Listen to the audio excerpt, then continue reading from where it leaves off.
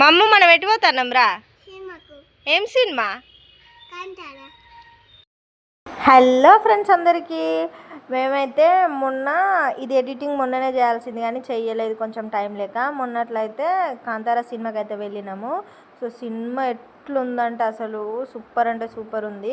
మీరు కూడా చాలామంది చూసే ఉంటారు కదా. ఎవరైనా కాంతారా మూవీ చూడని వాళ్ళు ఉంటేనైతే కంపల్సరీ చూడండి. చూసిన వాళ్ళు ఎవరైనా ఉంటే మీకు ఎట్లుంది, ఎట్లా అనిపించింది, అసలు భయం అనిపించిందా, ఎగ్జైట్మెంట్ అనిపించిందా, కొత్తగా అనిపించిందా, నార్మల్గానే ఉంది, ఒకసారి అయితే కామెంట్ చేయండి. నాకైతే చాలా అంటే చాలా కొత్తగా అనిపించింది.